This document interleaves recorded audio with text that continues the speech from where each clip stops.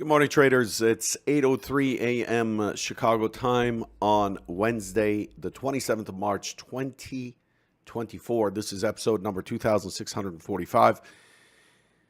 Derivatives trading involves substantial risk of loss. It is not suitable for all investors. Past performance is not necessarily indicative of future results. So, today, more of the same as we head into a holiday this Friday. Just a reminder that Friday is a holiday. We still get the releases, the key releases, PCE. We do get Fed's Powell on that day, Fed's Daily, I think. But Friday's a holiday. There is no Trader Bite that day. Markets are closed that day. Go do something else. Go live. So that's the first thing I wanted to remind you of. The other piece is, again, we find ourselves in a risk-on sentiment from the prior settlement, but we are really just back into where we were balancing 2 days ago.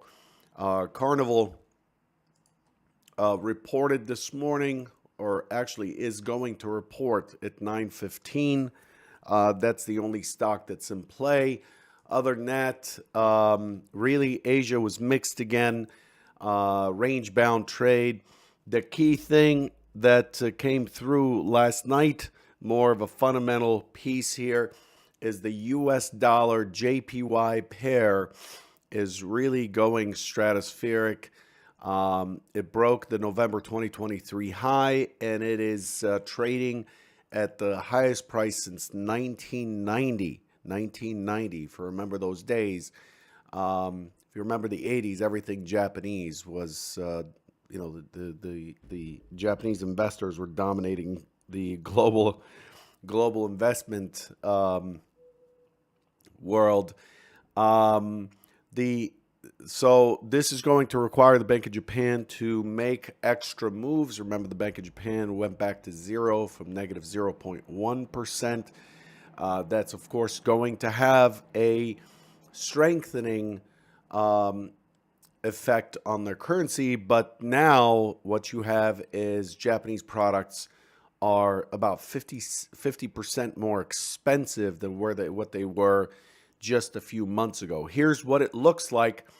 This is the Japanese yen against the U.S. dollar on a daily basis. You can see the point of control here is around 110, 109 per dollar, Japanese yen per dollar. And we're currently trading at about 151, 152. This is a tremendous negative impact to all products made in Japan or sold in Japan. It makes Japan relatively much more expensive now, and that's likely to have a braking force on their economy. So the news feed, both key news feeds that I use, the main one being News Squawk through CT News. It's included in your membership. If you're a member of Convergent, you really need to listen to have this news on. It doesn't mean you trade it, but it's really important to know what's going on and what's driving things. But the news feed, all of the key headlines are Bank of Japan, such and such, Japan's finance minister said such and such, various Bank of Japan governors are saying such and such. So this is kind of something that's going to dominate the macro discussion for the short term. Other than that, so you can see here the chart, pretty parabolic move up, likely to continue higher. Other than that, consumer sentiment out of the EU came in line. CPI out of Spain came in line. Sweden holds rates unchanged at 4%. And India, gold, not old, gold imports are set to fall 90% if you're a gold trader. 90% in March because of high prices. Again, a reminder that Friday is a holiday, 2 days from now. What's left for today? We have crude oil inventories and gasoline inventories at 10:30. We have Fed's Waller at 6, likely to say something else to move us along. And then at 7:50 we have the Bank of Japan summary of opinions. This is going to have a lot in it this time. And then after that, the Australian housing credit and retail sales numbers. The S&P is in a multi-distribution profile this morning. The volume is relatively light. It's kind of hot in here. The volume is relatively light. The range is okay at 20 points. Basically the same thing as yesterday. Point of control remains below 5,300. Here's what we talked about yesterday. I talked about the 83.85 being key still. And as long as we stay above it, we're looking for a retest of 5,300. That was the key element from yesterday. And if we break below, then we are likely to push to those lows in the 60s. I believe it was 67. And here's what we got today. So let's switch this over. This is what happened yesterday.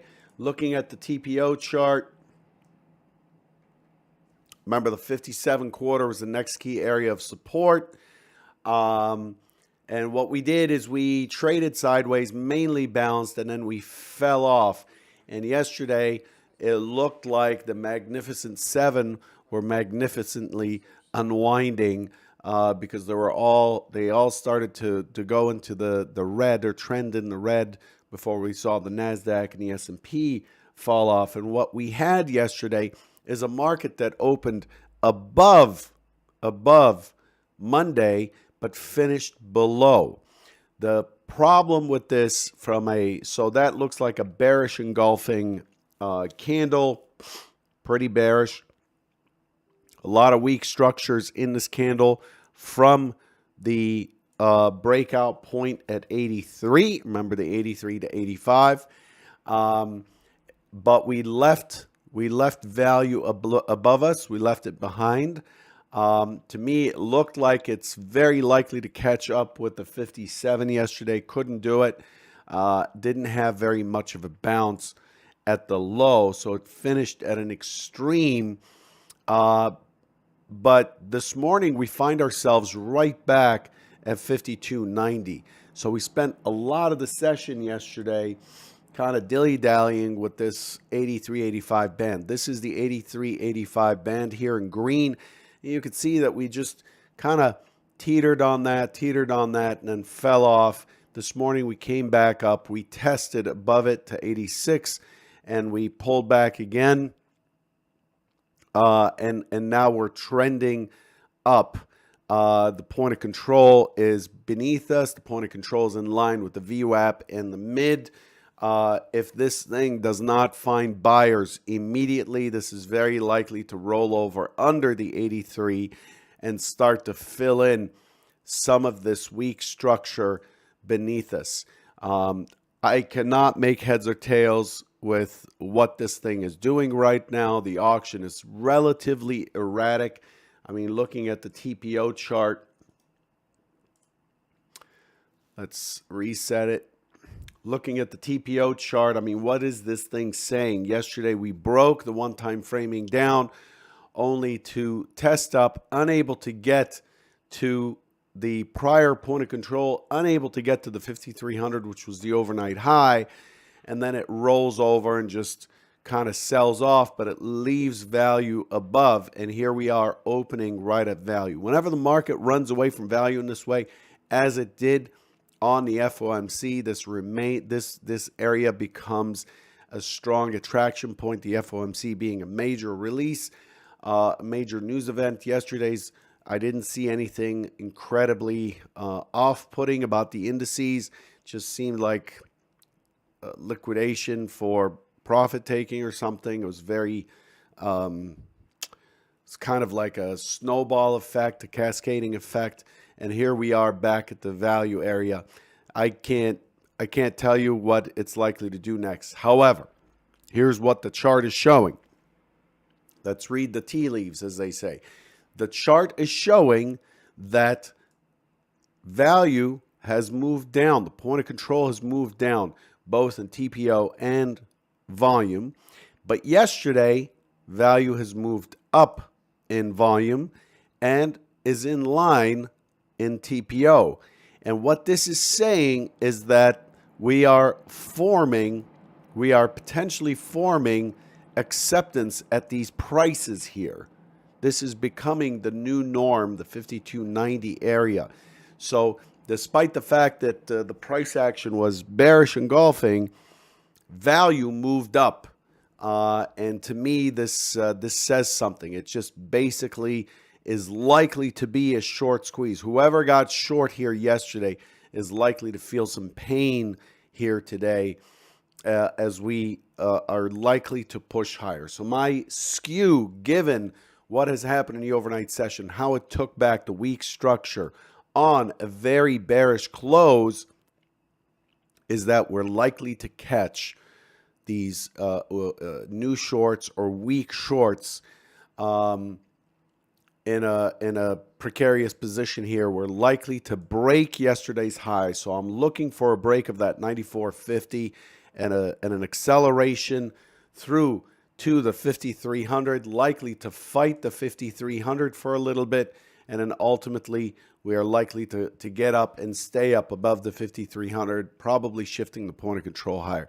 This is what I'm expecting as scenario one, is that we're likely now, we've poked down, so we've moved down, we found buyers. As we can see here, we had some really good selling and it just could not hold that territory. We found buyers, and now it's the sellers are likely to run for the hills and the shorts are likely to pay the price. Buyers get an advantage here in that the push higher is likely to get supported. It's likely to get some wind to help push it along with yesterday's traders, yesterday's sellers. That's what it looks like to me. That's what I'm reading. Now, if it gets below the 83 and the up rotations become weaker, then down the flagpole we go.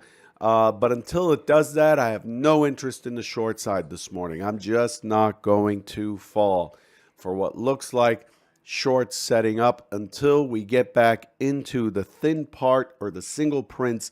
In other words, 83 or below. I'm looking at the short side. Above there, not interested in shorts. Most likely will work along into 5,300 as a key the key trade this morning. Looking for it to rotate up. Not expecting too much in terms of range. Yesterday's range was a surprise. But again, the shorts are likely to feel some pain today. Seeing the same kind of thing in the Nasdaq. The Nasdaq managed to actually be relatively stronger, whereas the Nasdaq has been relatively weaker. We finished weak, but here we are this morning right on top of this point of control. So if we look at the Nasdaq from another perspective, the intraday chart, 30-minute chart, you could see the NQ. I've been talking about this 18,500, this low volume node. You have a very clear balance zone up above the point of control. The balance zone is exactly where we are now, 18,554. And then we have a balance zone down below. The point of control for this balance zone is right down here at 18,260. And the dividing line is the 500 in the NQ. So as long as it holds above this 500, this is likely to consolidate, which it's doing. You could see value moved up yesterday. Value moved up after moving down. Value started to move up, stabilized on Monday, moved up yesterday. Nasdaq is likely to squeeze higher. The what's interesting here is crude. So crude is in an OTF buying spree. It's got a buying imbalance in it.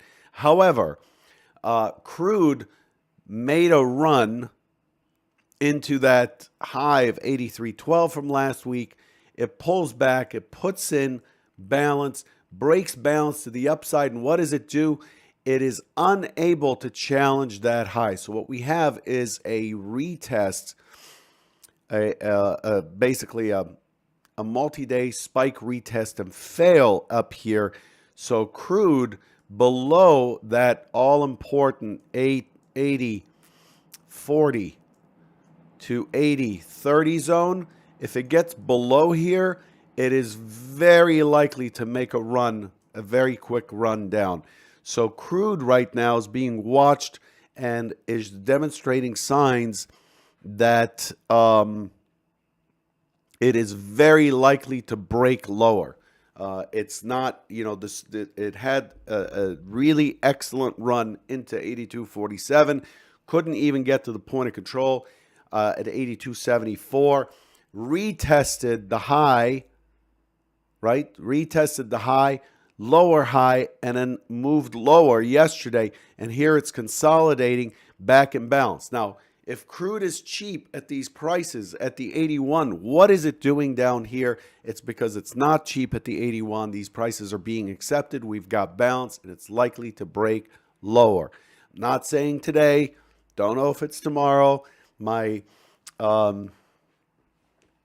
predictive crystal ball doesn't work very well predicting the future, but this thing is starting to look weak to me based on what the auction has done. Remember, we've had price discovery up in a very, very focused and concerted way. You can see the movement of the point of control here. Let's track the point of control here.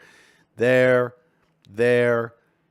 sideways, an inside day, and then it starts to push higher, pushes lower, balance, pushes higher, balance, and then pushes lower. So if you track how value is moving and what acceptance is in crude, this does not look very bullish to me. This looks like we are likely to start shifting balance down. So it doesn't trigger a sell side tilt today.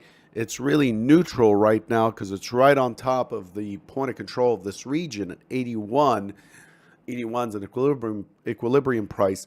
But if it starts to challenge that 80-40, 80-30 area, this could be a pretty good short. And remember, the balance range below is 79 to 76. 79 to 76 down here. This could fill that in pretty quickly. Pretty interesting setup there in crude. Similar type of thing in the Russell. The Russell made a high. The other indices made a higher high. The Russell did not, although it ran up pretty nicely. It did not make a higher high. It pushed up on the FOMC. And then what it's done is it's sat sideways here. The Russell, we're likely to see the Russell down at the 2070 soon is how this is set up. We should not be hanging out down here after a spike up.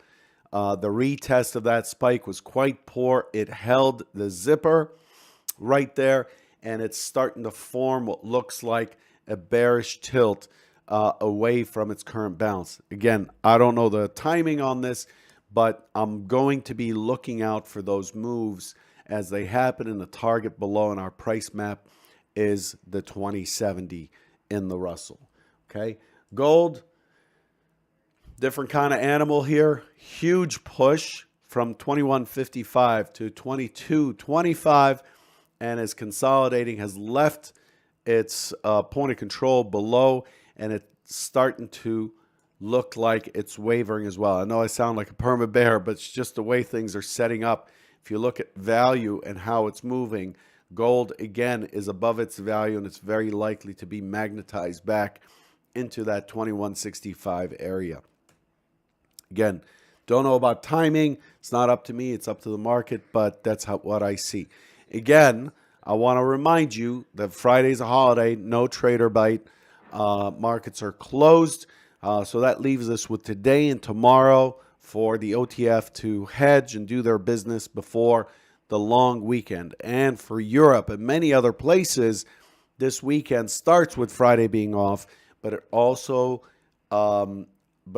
Monday is off So Good Friday's off for everybody. Monday's off in Europe and several other jurisdictions. So when you come back on Monday, the U.S. markets will be open, but essentially the rest of the planet will be, at least the Christian side of the planet, is going to be on holiday. So just keep that in mind, that there's quite a bit, 4 full days with PCE and Powell on Friday. There's going to be some hedges tomorrow, so be careful trading tomorrow, especially into the close. Good luck. And it's end of month, end of quarter. End of month, end of quarter. So there's just between today and tomorrow, we're likely to see some pretty robust directional moves, in my opinion. Good luck.